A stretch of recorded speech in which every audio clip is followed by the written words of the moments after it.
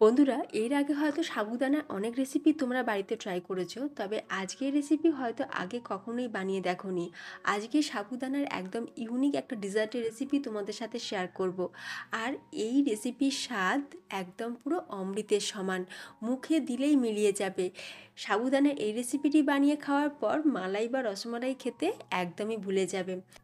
সাবুদানা এইরকম একটা unique dessert রেসিপিটি তোমরা যে কোনো উপোসের দিনগুলোতে বা ব্রত দিনগুলোতে বানিয়ে খেতে পারবে। আর এখন তো নবরাত্রি চলছে, তাই এই সময়ও তোমরা কিন্তু সাবুদানা এই রেসিপিটি অনায়াসেই বানিয়ে নিতে পারো।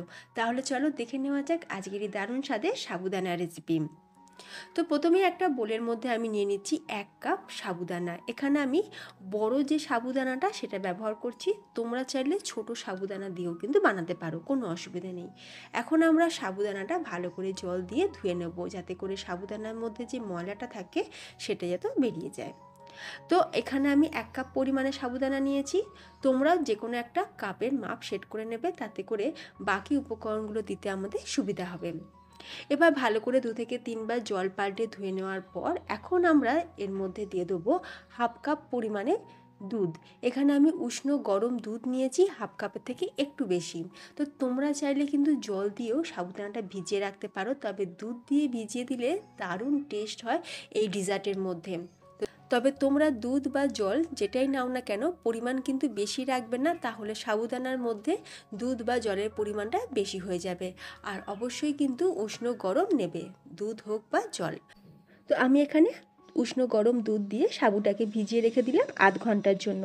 যেহেতু বড় দানার সাবু নিয়েছি তাই। তোমরা যদি ছোটো দানার সাবু ব্যবহার করো সেক্ষেত্রে টাইমিংটা কম লাগবে। এবার দেখো 1/2 ঘন্টা পর, এখন দেখো সাবুটা পুরো দুধটাই কিন্তু অ্যাবজর্ব করে নিয়েছে আর সাবুটা খুব ভালোভাবে ফুলেও গেছে। এখন আমরা এর মধ্যে দিয়ে দিচ্ছি বড় চামচে 3 চামচ পরিমাণে চিনি। তোমরা চাইলে চিনি গুঁড়ো ব্যবহার করতে পারো, সেক্ষেত্রে মাখতে সুবিধা হবে। তবে যেহেতু আমি যে চিনিটা ব্যবহার করলাম এই চিনিটা একদম ছোটো দানার চিনি, তাই আমি চিনিটা গুঁড়ো করে নিয়ে নিই। এখন চিনি দেওয়ার পর দিয়ে দিচ্ছি এখানে 2 টেবিল চামচ গুঁড়ো দুধ বা মিল্ক পাউডার, এতে করে দারুণ টেস্ট আসে, পুরো মালাইয়ের মতন টেস্ট আসবে। দিয়ে দেবো এখানে এলাচের গুঁড়ো 1/4 টিস্পুন পরিমাণ, দারুণ একটা ফ্লেভার আসবে। সাথে দিয়ে দিচ্ছি 1 চিমটে নুন, যে কোনো মিষ্টি জিনিসে একটু নুন দিয়ে দিলে টেস্টটা ব্যালেন্স হয়। আর দিয়ে দিচ্ছি এখানে নারকেল কোড়া, এখানে 3 টেবিল চামচ পরিমাণে কুড়োনো নারকেল দিয়ে দিয়েছি। যদি তোমাদের হাতের কাছে থাকে তাহলে অবশ্যই কিন্তু নারকেল কোড়াটা ব্যবহার করতে হবে, খেতে দারুণ লাগবে, খাবার সময় যখন মুখে পড়বে ভীষণই ভালো লাগবে। এবার সব কিছু আমাদের দেওয়া হয়ে গেছে, খুব ভালো করে এখন আমরা সাবুটাকে চটকে মেখে নেব। খুব ভালো করে মেখে নিতে হবে। খুব ভালোভাবে মাখা হয়ে যাওয়ার পর দেখবে এটা একটা ডোয়ের মতন ফর্মে চলে আসবে। এরপর আমি হাতেতে একটুখানি ঘি মাখিয়ে নিলাম, একটু ঘি হাতের মধ্যে লাগিয়ে নিলাম, এতে করে ঘিয়ের যে ফ্লেভার সেটা কিন্তু এই সাবুর মধ্যে যাবে আর খেতেও ভালো লাগবে। এরপর ছোট ছোট এরকম হাতের মধ্যে নিয়ে ছোট ছোট বলের মতন রেডি করে নেব। আমি দেখো এইরকম সাইজের বলটা বানাচ্ছি, তোমরা চাইলে কিন্তু এর থেকে বড় বা একটু ছোটও করতে পারো, কারণ দুধেতে দেওয়ার পর এই সাইজটা ডাবল হয়ে যাবে। একই রকমভাবে এই বলগুলো আমরা বানিয়ে নেব। সাবুদানার এই বলগুলো বানাতে দেখবে ভীষণই মজা লাগবে আর ভীষণ ফ্লপি হয়। একই রকমভাবে আমি সাবুদানার এই বলগুলোকে প্রথমে রেডি করে নিচ্ছি। সাবুদানা অনেক ডিজার্ট রেসিপি তোমরা হয়তো আগে বানিয়েছো, বা আমারও এই চ্যানেলে সাবুদানা বিভিন্ন রকম রেসিপি আমি শেয়ার করেছি, তবে আজকের এই রেসিপিটা কিন্তু একদমই ইউনিক একটা রেসিপি। এর আগে তোমরা হয়তো কেউ কখনোই বানিয়ে দেখোনি, তবে একবার আমার মতন করে বানিয়ে দেখো, দারুণ টেস্টি লাগে, পুরো একদম অমৃতের সমান। তো সাবুদানার এই বলগুলো তো আমাদের রেডি হয়ে গেছে। অন্যদিকে গ্যাসের উপর একটা কড়াই বসিয়ে দিয়ে দেবো 1/2 চা চামচ ঘি। ঘিটা ভালোভাবে মেল্ট হয়ে গেলে এখানে দিয়ে দেবো কিছুটা ড্রাই ফ্রুটস, যেমন নিয়েছি কিশমিশ আর কাজু বাদাম।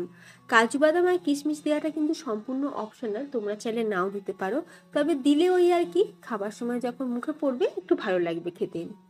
তো এগুলো ভাজা হয়ে যাওয়ার পর তুলে রেখে দিলাম। তারপর কড়াইতে যে অবশিষ্ট ঘিটা ছিল, খুবই সামান্য পরিমাণে ঘি ছিল, তো তার মধ্যেই আমরা ঢেলে দিচ্ছি 700 ml দুধ। এখানে আমি ফুল ক্রিম দুধটা ব্যবহার করছি, এতে করে মালাইয়ের টেস্টটা কিন্তু ভীষণ ভালো আসে। যে কোনো পায়েস রান্নাতে ফুল ক্রিম দুধ ব্যবহার করলে টেস্টটা খুব ভালো হয়। এরপর আমরা দুধটাকে একটু ভালো করে গরম করে নেব। দুধটা একটু ভালোভাবে গরম হয়ে যাওয়ার পর এখানে দিয়ে দিচ্ছি 2 চামচ পরিমাণে গুঁড়ো দুধ বা মিল্ক পাউডার। একটু মিল্ক পাউডার দিয়ে দিলে টেস্টটা একদম পুরো মালাইয়ের মতন আসবে, যেন মনে হবে যে মালাই দিয়ে আমাদেরই ক্ষীরটা বানানো হয়েছে, ভীষণ ভালো লাগে। একটুখানি গুঁড়ো দুধ অবশ্যই দিয়ে দেবে। এরপর যখন এই দুধটা ফুটতে শুরু করবে আর দুধটা ফুটে গেলে আমি কিন্তু আরও 2 মিনিট খুব ভালো করে দুধটাকে ফুটিয়ে ঘন করে নিয়েছি। দিচ্ছি এখানে সাবুদানার বলগুলো দেওয়ার পর একবার ভালো করে ঘুরিয়ে নিলাম। তারপর 2 মিনিট আমরা এইভাবেই রেখে দেবো। 2 মিনিটের আগে কিন্তু নাড়াচাড়া করা যাবে না, তাহলে আবার সাবুদানার এই বলগুলো ভেঙেও যেতে পারে। তো 2 মিনিট পর হালকা হাতে আমি একটু উল্টে পাল্টে দিলাম। তো দেখো ফ্রেন্ডস, কত সুন্দর দেখতে লাগছে সাবুদানার এই রেসিপিটি, সত্যি এক কথায় অমৃতের সমান। অনেক রকম রেসিপি তো বানিয়ে খেয়েছো, একবার আমার মতন করে সাবুর এই ডিসার্ট রেসিপিটি বানিয়ে খেয়ে দেখো, স্বাদ মুখে লেগে থাকবে। আর এতটা নরম, স্পঞ্জি আর তুলতুলে হয়েছে যে বাড়ির বাচ্চা থেকে বড় সকলের খুব পছন্দ হবে। 7 থেকে 8 মিনিট টাইম নিয়ে খুব ভালো করে আমরা দুধের সাথে সাবুর এই বলগুলোকে ভালো করে ফুটিয়ে নিয়েছি।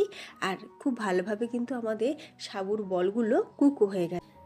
আর দেখো ফ্রেন্ডস, সাবুদানার এই যে বলগুলো, যেগুলো আমরা কত ছোট বানিয়েছিলাম, সেগুলো দেখো দুধের মধ্যে ফুটে কত বড় হয়ে গেছে, সাইজে পুরো ডাবল হয়ে গেছে।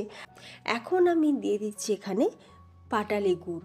তোমরা চাইলে কিন্তু পাটালি গুড়ের পরিবর্তে চিনিও ব্যবহার করতে পারো বা আবার মিছরিও ব্যবহার করতে পারো। চিনি না দেওয়াটাই আমি তো বলবো ভালো। যে কোনো পায়েস রান্নাতে যদি মিছরি দিয়ে পায়েস রান্না করা যায় তাহলে টেস্ট আর টেক্সচারটা দুটোই ভালো আসে। তো আমি আজকে চিনির ব্যবহার বা মিছরির ব্যবহার কোনোটাই করলাম না। আমি আজকে এখানে দিয়ে দিয়েছি পাটালি, খেজুরি গুড়ের পাটালি। সিজন থাকাকালীনই আমি কিনে রেখেছিলাম।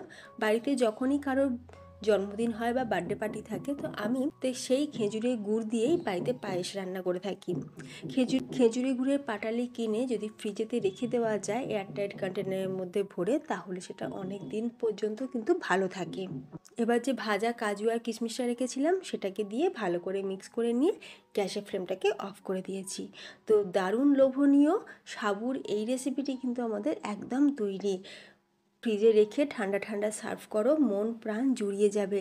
ভীষণই নরম, তুলতুলে আর স্পঞ্জি হয়েছে। দারুণ একটা রেসিপি আজকে তোমাদের সাথে শেয়ার করলাম। আর সাবুর এইরকম একটা ইউনিক ডিজার্ট বানিয়ে তোমরা ফ্রিজেতে রেখে কিন্তু 1 সপ্তাহ ধরে খেতে পারবে। আর ফ্রেন্ডস, এখন তো নবরাত্রি চলছে, তাই নবরাত্রিতে তোমরা এই রকম সাবু দিয়ে ডিজার্টটা বানিয়ে খেয়ে দেখো, মন প্রাণ জুড়িয়ে যাবে। তো তোমাদের কেমন লাগলো ফ্রেন্ডস, অবশ্যই আমাকে কমেন্টে জানিও। রেসিপিটা দেখে ভালো লাগলে ভিডিওতে একটা লাইক দিতে যেমন ভুলো না, তেমনি যদি চ্যানেল নতুন বন্ধু হয়ে থাকো তাহলে প্লিজ চ্যানেলটি সাবস্ক্রাইব করে পাশে থাকা বেল আইকন প্রেস করে রাখবে আমার আগামী ভিডিও নোটিফিকেশন সবার আগে পাওয়ার জন্য। ভিডিওটা আমি এখানেই শেষ করলাম। তোমরা সকলে ভালো থেকো, ধন্যবাদ।